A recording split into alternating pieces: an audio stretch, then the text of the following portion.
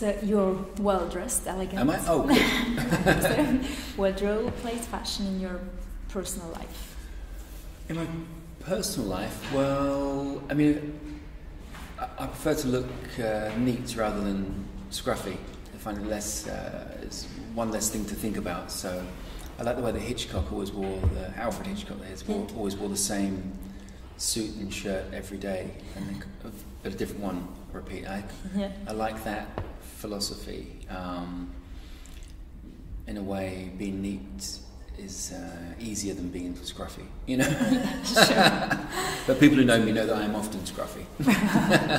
And which labels or designers do you personally? Like? Yeah, mostly Comme des Garçons. Like, it tends to be kind of very nice kind of classic cut with a slight, and it's always something slightly weird with it. But I like its references to kind of old tailoring, and it tends to be very well made as well.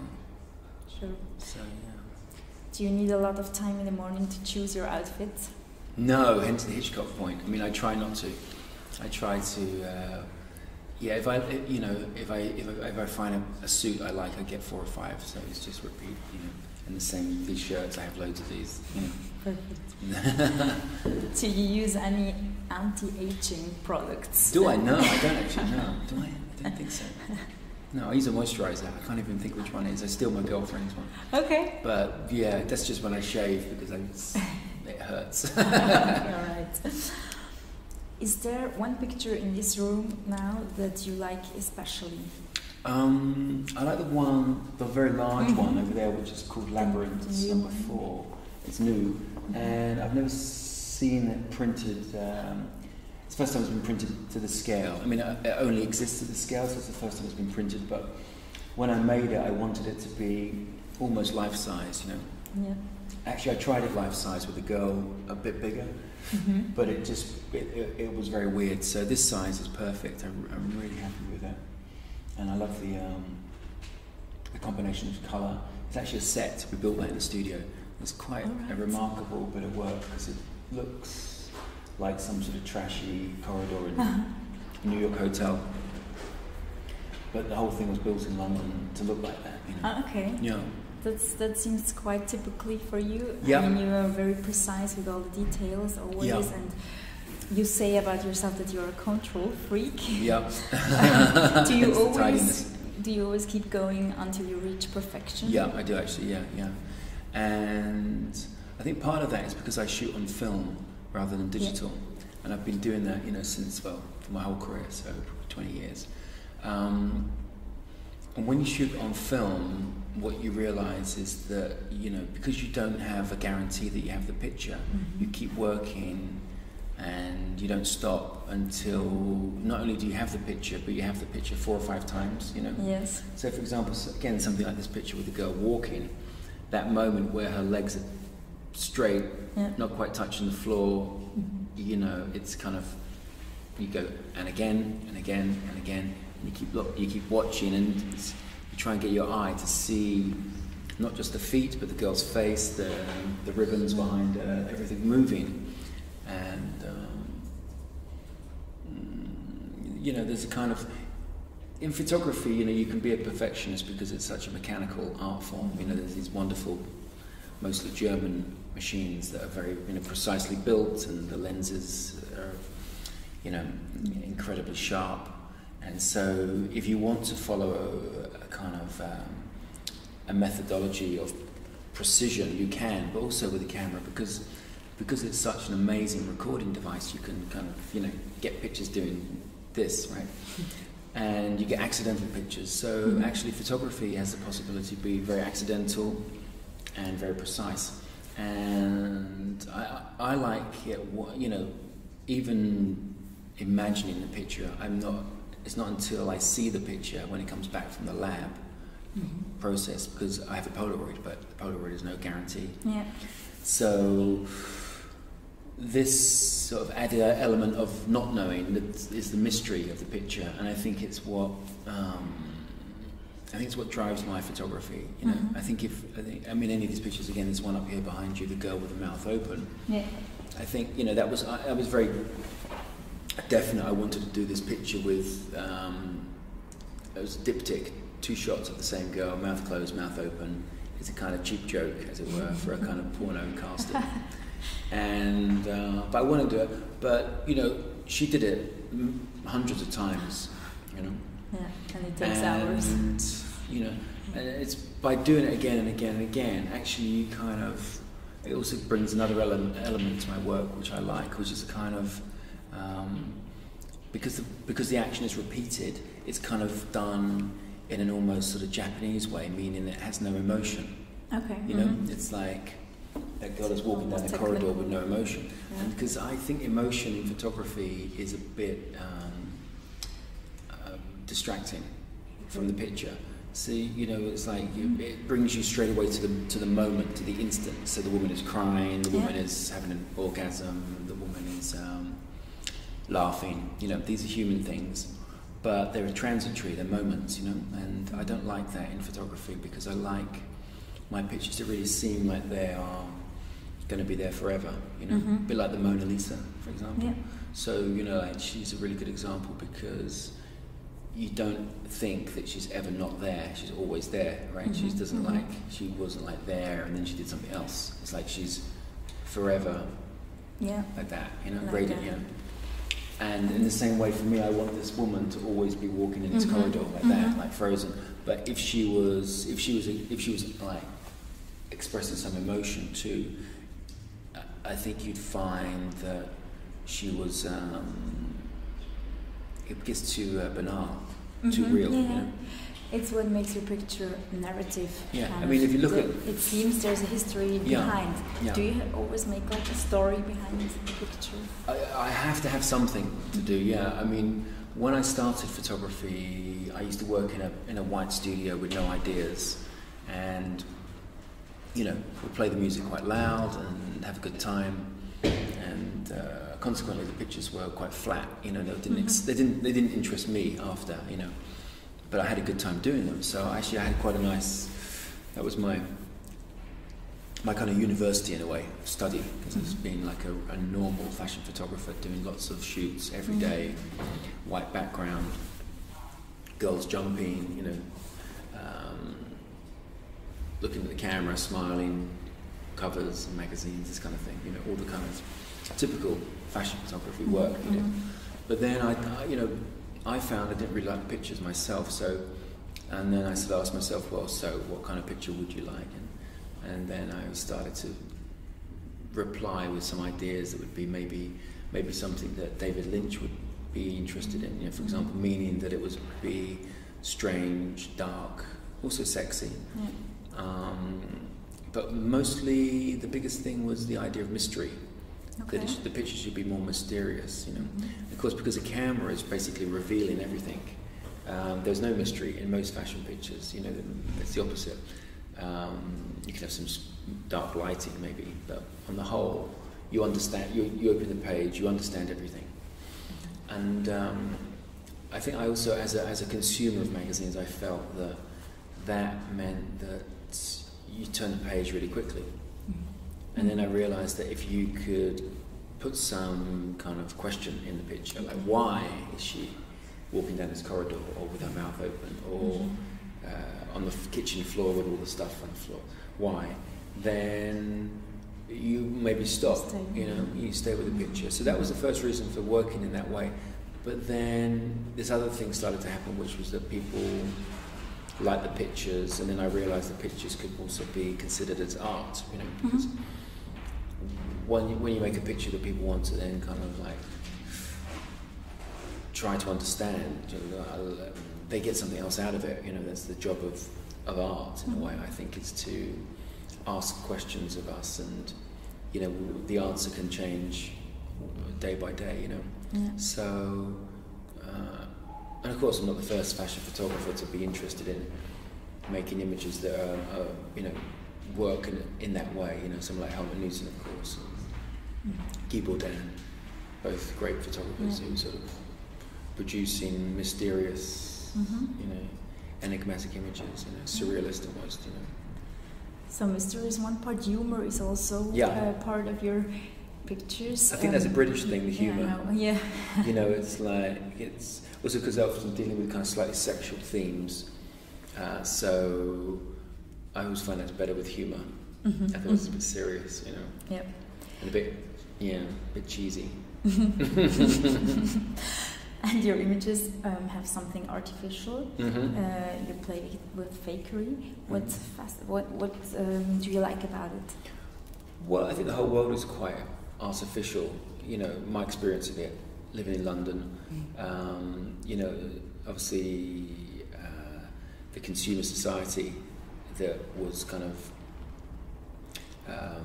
parodied in the 1960s with pop art, you know, is now completely out of control. You know, so all these emotions we're meant to have as humans, like love and anger and joy and liberation, you know, celebration. These kind of, they're all advertising slogans that we have. We don't really feel liberated. We feel like we have a perfume called liberation, you know, or. So, you know, this idea that everything is kind of fake or kind of not totally sincere, you know, I think comes from growing up in London, in, you know, the consumer society. And, yeah, I mean, you know, my father was an art director and I work in fashion magazines, so I'm sort of right in the belly of the beast, as it were, as far as, you know, all the kind of lies and fakery that there is there, you know. There's a story how you came to fashion photography. That your girlfriend sent some images that you have taken of her. That's right. And then British Vogue was interested in you. Do you think it was coincidence or fate?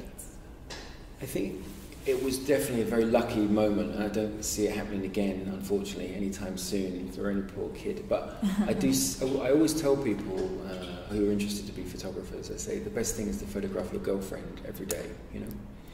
And, you know, that's what I did when I began. And it's just, you know, I really think the simple equation of a man and a camera and a girl is a very simple thing that is making great pictures historically, you know. It helps if you're in love, you know, because that's what you're kind of recording, and that's in a way the pictures I took of the girl. Her name was Jocelyn. She was one of my girlfriends when I was in my 20s, and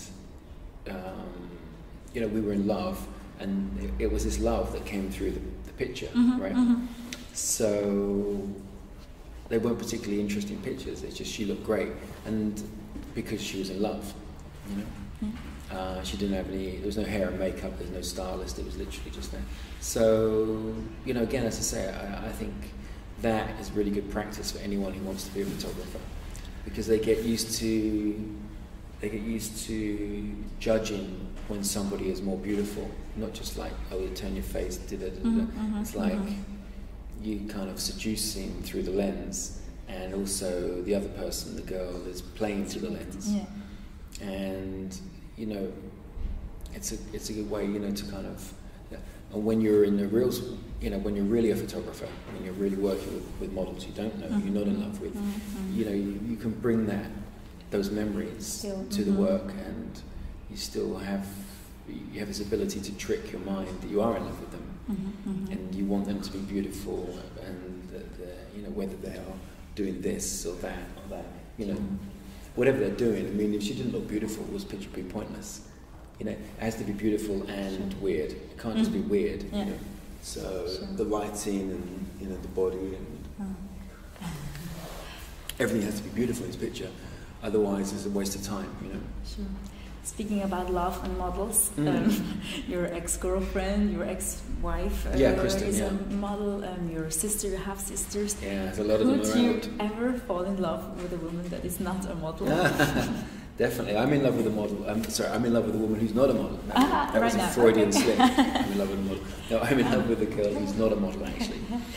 Although I have photographed her already for Italian Vogue, but she's not a model, actually. Right. So, But I think it would be very hard for me, actually, between the two things, between being beautiful and being stylish. I don't think I could be with a beautiful woman who wasn't stylish, but I think I could be with a less beautiful woman with lots of style, yes. Much more, because I find a lack of style is just unforgivable, and it's really You're right. exhausting. So right. For me, that's a more intellectual approach to beauty, I think. You know. Yeah. But yeah, no, I mean, I often say, you know, like I'm probably the best person to be me, as far as, you know, like there's not many people that have this combination of, you know, my father was an art director, my sister was a model, I have 2 more sisters who are models, my wife is a model, her child is a model. It's kind of bizarre, but it makes sense, because with all of this sort of beauty insulating me and this sort of background of art direction, I create this work. So it's like it doesn't come from nowhere, it comes from that, you know. And I think certainly with my sister being a model, she was a model very young. She was modeling from the age of like 14. So when she was 14, I was 17, and I used to think her job was completely stupid, you know, and completely dumb and pointless and fake and stupid. And stupid, you know.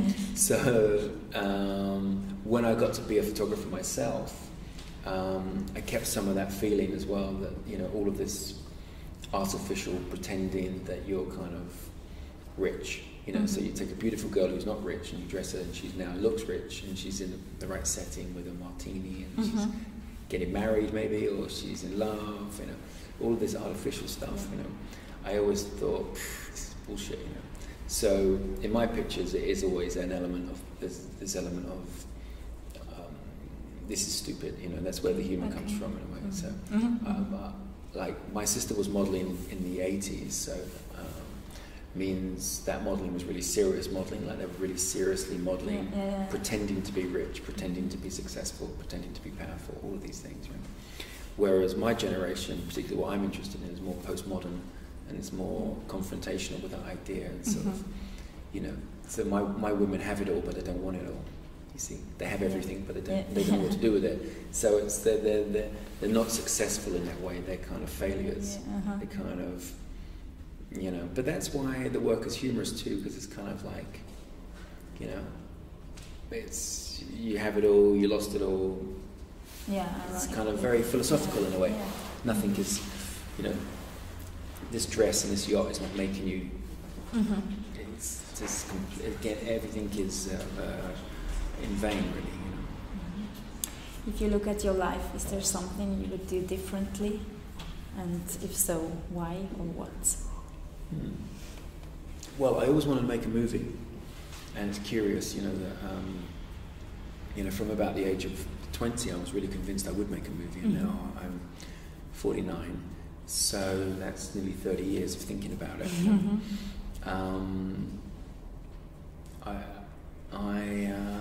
So I don't know. It's not so much I regret it, because when I see this picture hanging up big, it's like that's almost like a movie, because it's like a movie screen.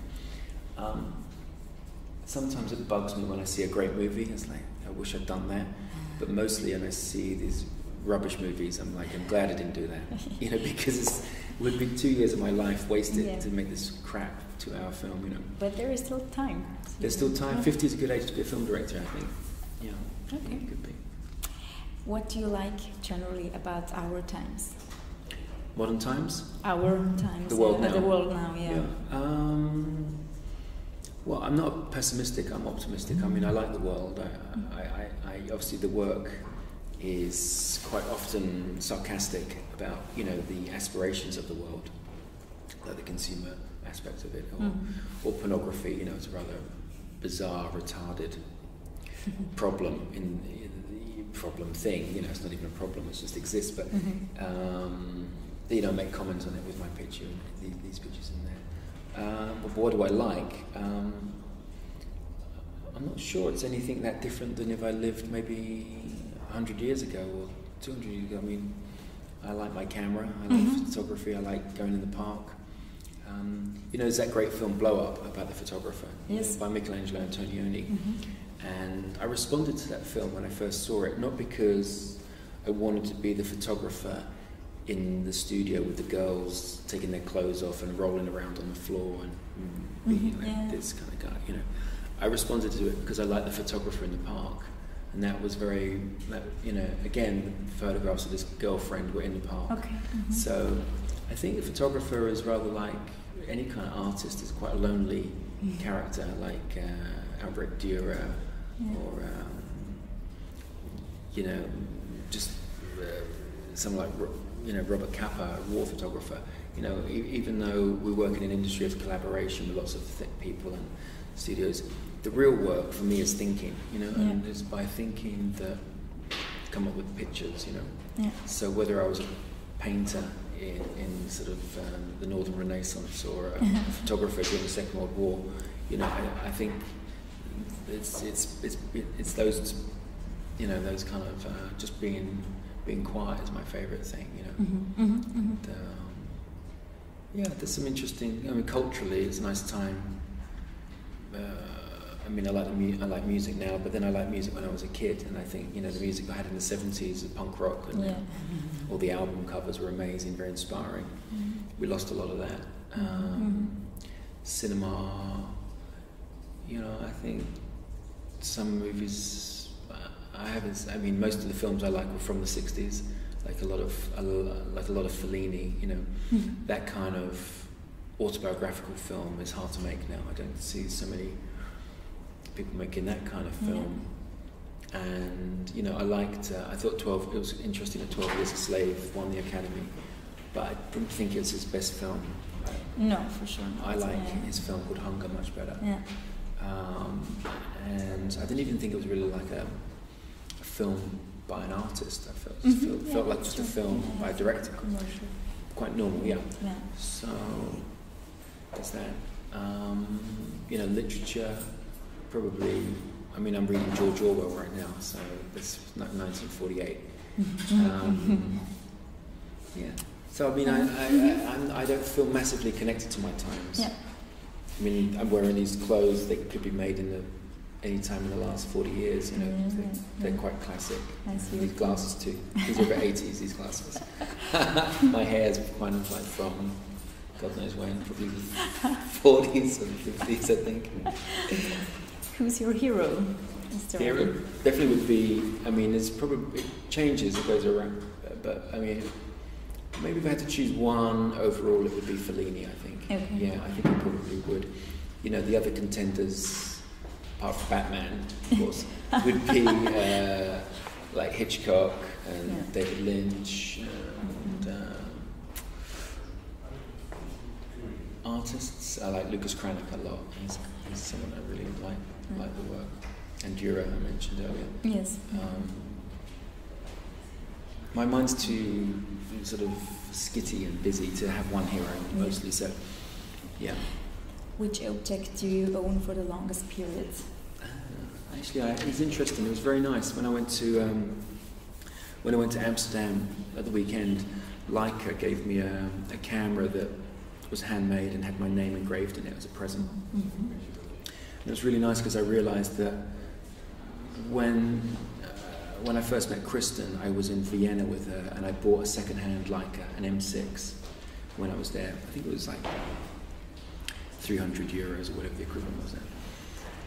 And I kept that camera. I've used that camera. That's my camera that I use, not for photography, for fashion, but for none of these pictures.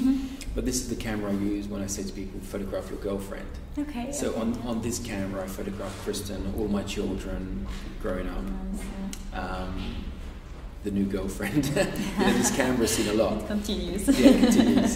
The camera has no conscience. It doesn't feel bad. Yeah, sure. It's German as well, so that's that.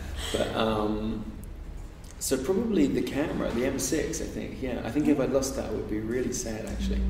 So I have to be careful about that. But it was nice. It was, you know, when I got given this camera by Leica, it was like, wow, you know, like in the time that I've owned that M6, I've gone from being someone who was no one as far as photography to someone who gets a camera given from Leica.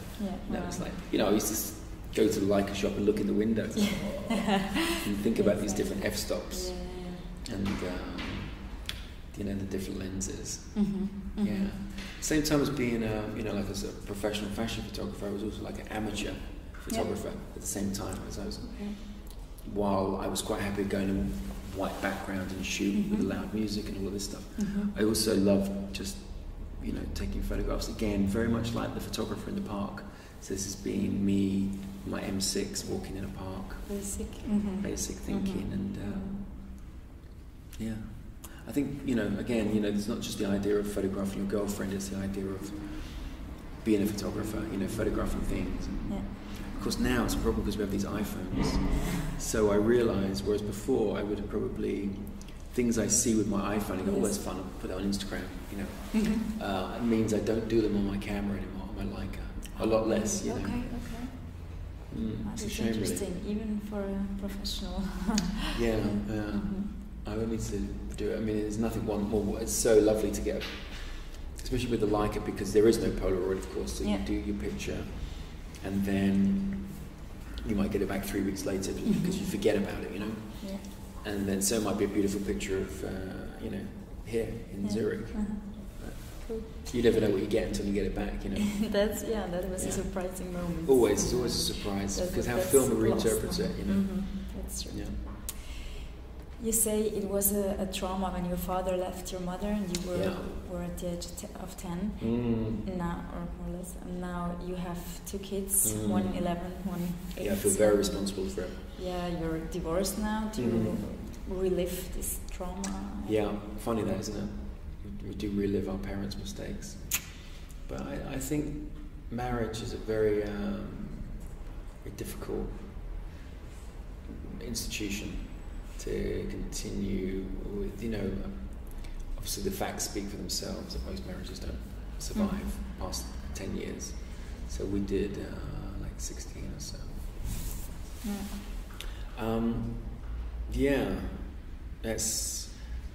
It's not ideal, and you know, I wish it wasn't that way for my kids, that's for sure, because they really had a hard time with that, definitely. But you know, with some pain comes some, I think, you know, not that it's ideal, but I think with pain can come some sensitivity to things, which has certainly been my story, you know. That's come back to help me. There's some of that stuff in my work, I think. Yeah. How often can you see them? I see them as pretty much as I want. Yeah. That's good. Yeah. What are you afraid of? Gosh, I think I would be. Sometimes, you know, you wonder if to make, you know, because when you become quite famous and successful when you produce new work, I guess it's the same as a writer. You have the fear of not having any new ideas, and you know, it's quite a young person's job being a fashion photographer. And being an art photographer, less. You can be an art photographer until you die, I think. You can still make movies. You can still make movies, exactly. I think it's, you know, there sometimes, like today, I have to before the end of today, I have to send to Italian Vogue 2 new ideas. So I've got the ideas. It's not only having the ideas; it's communicating the ideas. So I do drawings and send reference material. And so, yeah, there's always a slight anxiety that you run out of ideas, but actually that's only when you're very stressed and tense. When you're, again, this character in the park walking quietly, this is when the ideas are all coming in. So it's sort of, it's when you observe, you know, when you're quiet, you kind of observe things. And an idea could be something really tiny, just like a crack in the street. This can become part of an idea, you know. Something like this. It's not quite banal. Actually, a lot of my pictures are quite banal. They're not massively big ideas, you know. But it's the observation of them and the humour in them that make them become transcend into something. And that's what I think all art is trying to do, is transcend sort of human experience into the kind of the enigmatic, the mysterious, the things that we want from life. It's interesting. A lot of most of my collectors are women, actually. A lot are, anyway. And which I always think is quite interesting that women decide to collect these pictures of women. You know, and they always tend to say something like, you know, it's just, you know, your picture always makes me smile every time I see it. Okay. Yes. So it's quite a nice thing to me that this these images are bringing, you know, kind of a sort of joy, you know. I think they smile not because they're happy or joyful, but they kind of go, yeah, okay, I get it, you know. Life's a bit like that. That's right, you know. Cool. That's why. I think that's why they like them. Great. Thank you so much. You got enough? Yes.